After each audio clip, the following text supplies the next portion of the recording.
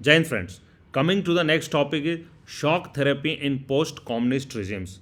साम्यवादी शासन के बाद shock therapy.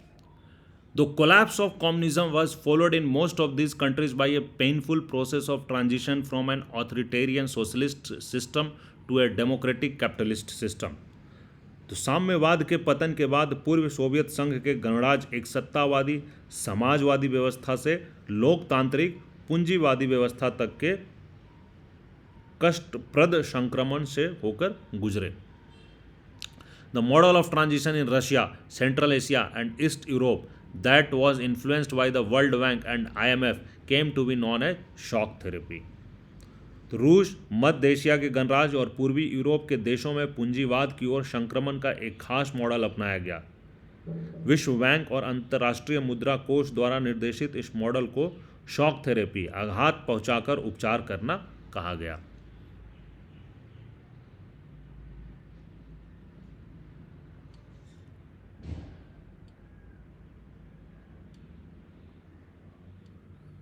Shock therapy vary in intensity and speed amongst the former Second World countries, but its direction and features were quite similar. तो भूतपूर्व दूसरी दुनिया के देश में शॉक थेरेपी की गति और गहनता अलग अलग रही, लेकिन इसकी दिशा और चरित्र बड़ी सीमा तक एक जैसे थे। तो सारे कंट्रीज़ को अलग अलग लेवल पे, जो सारे यूरोप में सोवियत कंट्रीज़ थे, east and east European countries थे, इनको अलग अलग लेवल पे तरीके से सॉफ्ट थेरेपी दिया गया by world bank and IMF. Each of these countries was required to make a total shift to a capitalist economy, which meant rooting out completely any structures evolved during the Soviet period.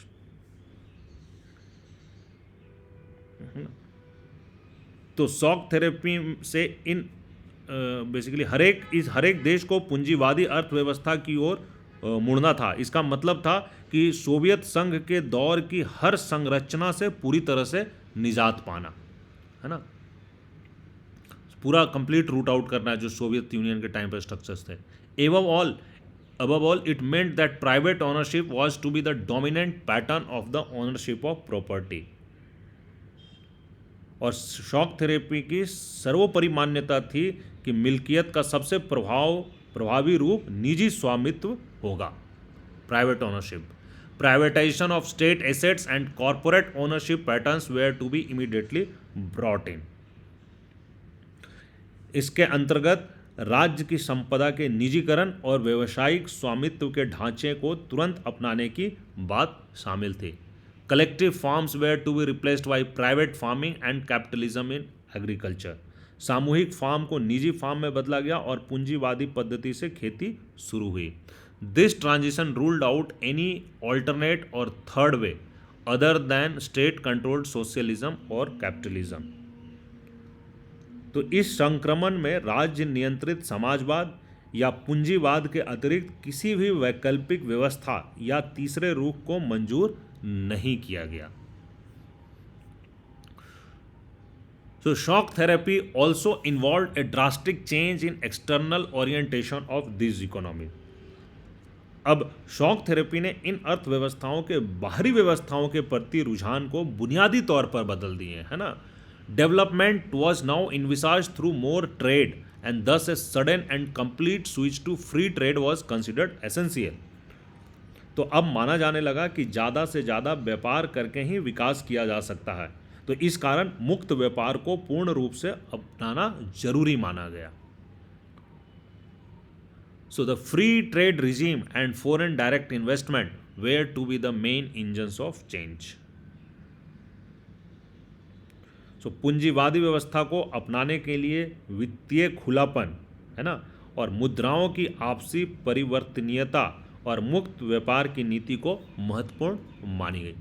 This also involve openness to foreign investment, financial opening और deregulation and currency convertibility. तो ये openness to foreign investment, बाहर से विदेशी investment को भी खोल दिया गया, फाइनेंशियल ओपनिंग कर दिए गए, डीरेगुलाइजेशन जो बहुत ज़्यादा रेगुलेशंस थे उनको कम कर दिया गया, एंड करेंसी कन्वर्टिबिलिटी का भी रास्ता खोल दिया। So finally, the transition also involved a breakup of existing trade alliances among the countries of Soviet bloc. सो अंततः इस संक्रमण में सोवियत खेमे के देशों के बीच मौजूद व्यापारिक संगठनों को समाप्त कर दिया गया। जो उनके आपस में भी जो अलायंसेस थे उनको भी समाप्त कर दिया गया with in the Soviet blocks. So each state from this block was now linked directly to the west and not to each other in the region। तो इस खेमे में जो प्रत्येक देश थे उसको एक दूसरे से जोड़ने का जो पहले जुड़े हुए थे उसका पूरा सिस्टम ही खत्म कर दिया गया और सीधे पश्चिमी मुल्कों से जोड़ा गया। So these states were thus to be gradually absorbed into Western economic system। तो इस तरह से धीरे धीरे इन देशों को पश्चिमी अर्थतंत्र में समाहित किया गया। The western capitalist states now became the leaders and thus guided and controlled the development of the regions through various agencies and organisations. अब हुआ क्या कि जो पश्चिमी दुनिया के जो पूंजीवादी देश थे अब नेता की भूमिका निभाते हुए अपनी विभिन्न एजेंसियों और संगठनों के सहारे इस खेमे के देशों के विकास का मार्गदर्शन और नियंत्रण करेंगे। So west took control over the total economic and capitalist मतलब टोटल इकोनॉमिक सिस्टम जो था इन कंट्रीज़ के उसका कंट्रोल पूरा वेस्ट की कंट्रीज़ के हाथों में चला गया। वो नेता बन के उभर गए।